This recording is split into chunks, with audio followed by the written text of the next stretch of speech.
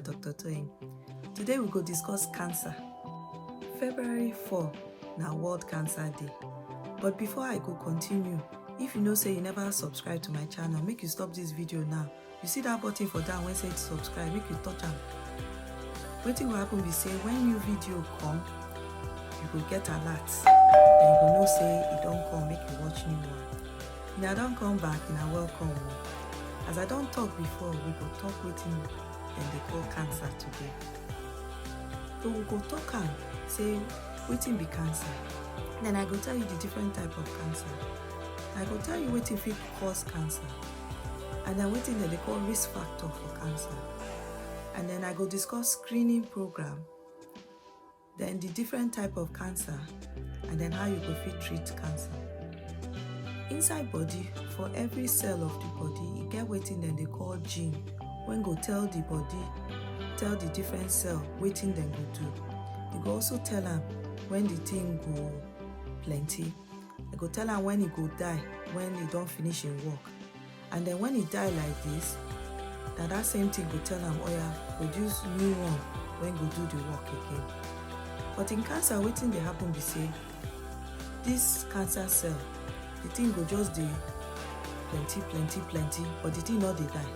So as e dey plenty like this, the thing go dey big. As e dey big, e go fit form wetin dem dey call tumor. That tumor go fit dey press on different things. And then sometimes sef, that tumor go break small.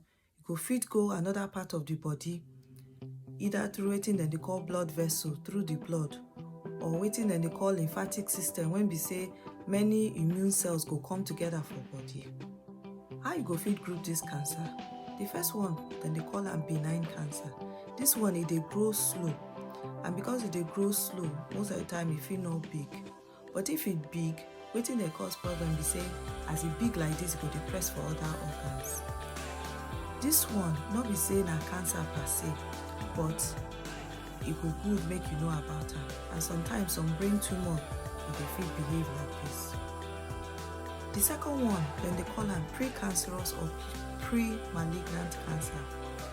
For here, dem fit don already see say some of the cells no good, but e no mean say e don plenty like that.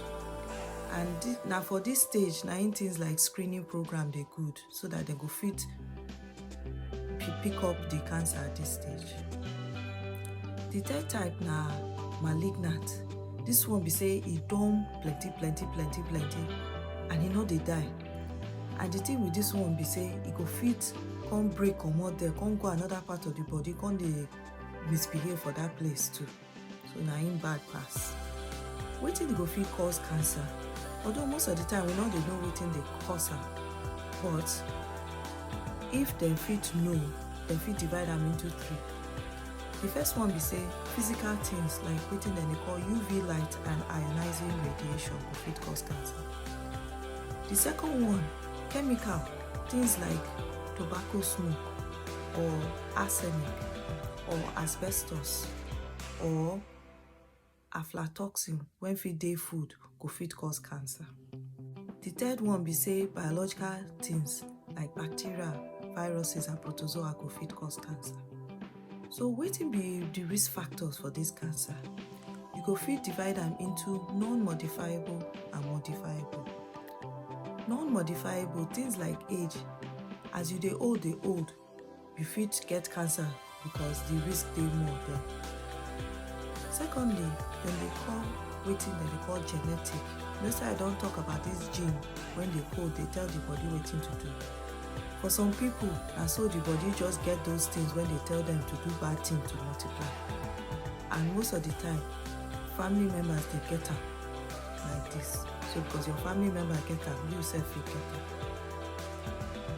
The third one be say, if the immune system when they fight bad thing for your body, if e no good, like say you get maybe human immunodeficiency virus infection, or they don't comot one organ for your body, put another one, come give you medicine when they make your immune system make you weak. These things go fit make you dey prone to cancer. For the modifiable risk factors, the most important one na infection. When you get some kind of infection for a long time, this one, up to 25% of cancers fit dey because of this one. And the infection dey fit include things like Epstein-Barr virus, human papilloma virus, hepatitis B, and hepatitis C viruses. The second one be tobacco smoke.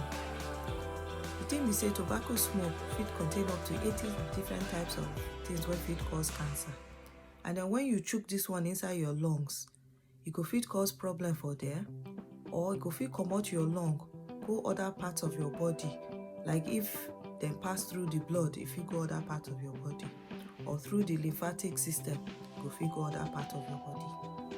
The third one be alcohol intake. If to say you dey drink ogogoro or drink hot drink well, drink beer well.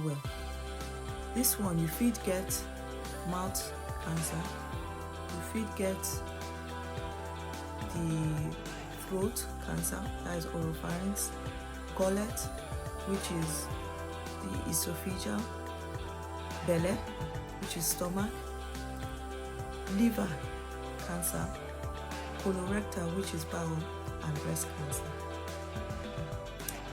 The fourth one be your diet.